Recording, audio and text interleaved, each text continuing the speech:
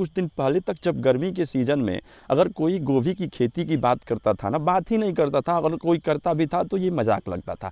लेकिन आज के समय में गर्मी के सीज़न में आप मार्च से लेकर के जून जुलाई तक गोभी की फसल लगा सकते हैं और इससे काफ़ी बढ़िया मुनाफा कमा सकते हैं। खास बात यह है कि जो गर्मी के सीज़न में जो किसान गोभी की खेती करता है ना, वो मार्केट में उसको काफ़ी अच्छा रेट मिलते हैं। भाई रेट क्यों ना मिले, उसमें थोड़ी बहुत चुनौतियाँ होती है किसान को, और किसान अगर थोड़ा एक्स्ट्रा एफर्ट लगा करके गोभी की खेती करता है तो ये इसीलिए करता है ना कि हमें मार्केट में रेट बहुत बढ़िया मिलेगा, और वाकई में मिलता भी है। लेकिन किस तरीके से गोभी की खेती करनी है हमें गर्मी के मौसम में, कौन सी वैरायटी का चुनाव करना है, सारी जानकारी आपको इस वीडियो में देते हैं। वीडियो में लास्ट तक बने रहें। नमस्कार, मेरा नाम अनुज है, आप यूथ एग्रीकल्चर देख रहे हैं। सबसे पहले तो हमें अगर गोभी की खेती करनी है तो मिट्टी की तैयारी और नर्सरी प्रबंधन, ये दो काम सबसे पहले शुरुआत में करना होता है। अगर आपको भी जून में गोभी की खेती करनी है तो आप अभी इसका नर्सरी प्रबंधन कर लें और मिट्टी की तैयारी शुरू कर दें। सबसे पहले तो मिट्टी की बारीक 3-4 जुताई ज़रूरी होती है। सबसे पहली जुताई जब हम लेना, उसी वक्त हम अपने खेत में ट्राइकोडर्मा के साथ में सड़ी हुई गोबर, वर्मी कंपोस्ट, नीम की खल्ली, और अगर आपके पास जितना मतलब अगर आपके घर में सड़ा हुआ गोबर मौजूद हो तो वो डाल दें, या फिर जैविक खाद, कुल मिला करके ऑर्गेनिक खाद का एक अच्छा मिक्सचर बना करके आप अपने खेतों में डाल दें और पहली जुताई ले लें।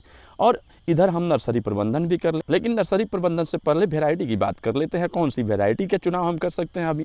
वैरायटी में तो बहुत सारी कंपनियां अपनी नई नई वैरायटियां लेकर के आई है, सभी अच्छा काम भी कर रहा है। लेकिन सिजेंटा कंपनी का 15-22 और एक 60-99, दो ये वैरायटियाँ हैं ना, 15-22 और 60-99, मैंने पिछले साल भी इसके बारे में बताया था।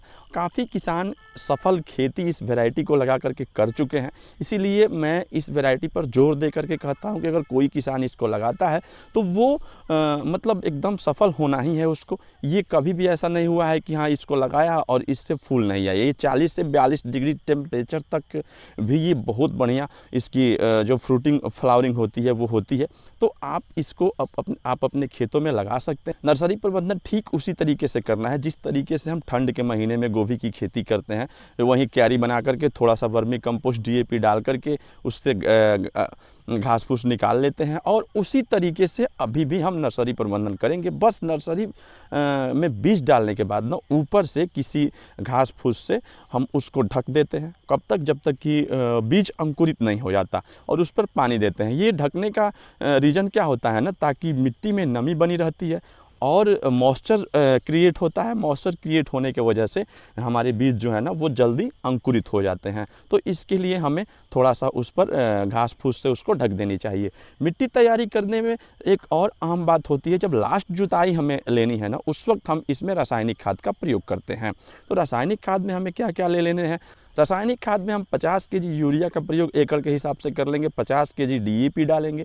अगर संभव हो, आप और भी बेटर तरीके से करना हो तो एक बोरी सिंगल सुपर फास्फेट भी आप उसमें डाल सकते हैं। इसके अलावा हम MOP का प्रयोग करेंगे, 40 से 45 kg MOP जिसको पोटेशियम बोलते हैं, और फिप्रोनिल, या फिर आपको अगर कार्बोफ्यूरॉन अच्छी क्वालिटी की मार्केट में मौजूद हो तो आप उसको एकड़ में 3 से 4 kg डाल सकते हैं। इससे हमारे जड़ स्वस्थ रहेंगे, नीचे दीमक नहीं लगेंगे, और काफ़ी अच्छी जो है ना वो हमारे पौधों का ग्रोथ होगा। रासायनिक के साथ में हम एकड़ में 5 kg बोरॉन का पर एकड़ के हिसाब से बोरॉन का प्रयोग भी जरूर करेंगे। सारा खाद मिला देने के बाद हम देखेंगे कि हमारे खेत में मॉइस्चर की मात्रा कितनी है, नमी कितनी है। अगर नमी की मात्रा कम होना तो खेत में एक बार पानी का भराव कर देंगे। जब अनुकूल हो जाए पौधा लगाने योग्य, तब हम नर्सरी में से प्लांट को लाते हैं और अपने खेतों में लगाते हैं। नर्सरी से प्लांट निकालने से ठीक पहले हम उसमें एक स्प्रे की आवश्यकता होती है। स्प्रे के रूप में हम एक PGR ले लेंगे, एक माइक्रोन्यूट्रेंट ले लेंगे, और उसके साथ में एक कोई भी हल्का इंसेक्टिसाइड मिला करके हम अपने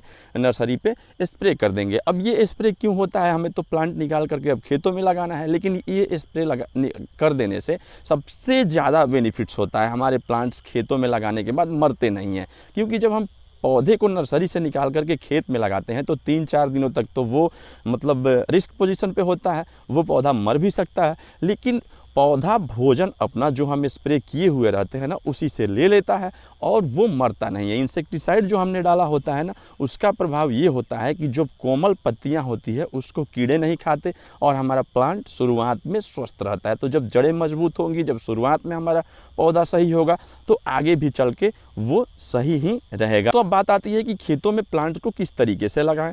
हमें आलू की क्यारी की तरह क्यारी बनानी है। क्यारियाँ 60 सेंटीमीटर दूरी पे होनी चाहिए, मतलब एक क्यारी से दूसरे क्यारी की दूरी 60 सेंटीमीटर हो और एक पौधे से जो दूसरे पौधे की दूरी लेनी है उसे 30 सेंटीमीटर रखना है और इसी तरीके से हमें अपने पूरे खेत में प्लांट्स को लगा देना है। हाँ, प्लांट लगाने के बाद जो फर्टिलाइज़र का हमें यूज करना है ना उसमें जब 10वें दिन हम प्रथम सिंचाई करते हैं तो 10वें दिन सिंचाई के वक्त में हम उसमें 50 केजी यूरिया का प्रयोग एकड़ के हिसाब से कर लेते हैं। उसके बाद हम देखते रहेंगे खेत में नमी की मात्रा जब हमें कम लगे तो उसमें इरिगेशन यानी कि सिंचाई हम करते रहेंगे। 10वें दिन जब हम सिंचाई करेंगे ना तो उसके ठीक पहले 20-20 जो मिक्सचर आती है ना उसको हम 50 केजी यूरिया में मिला करके और उसका छिड़काव करके और फिर पानी छोड़ देंगे। आप देखेंगे खेत में अद्भुत रिजल्ट इसका देखने को मिलता है। काफ़ी तेज़ी से प्लांट ग्रोथ करता है और आप समय समय पे कीटनाशक का प्रयोग करते रहें। थोड़ा बहुत अगर बारिश आए तो फंगिसाइड का प्रयोग कर दें और कोई इसमें समस्या आने वाली नहीं है। आप देखेंगे कि गोभी की फसल से कितनी शानदार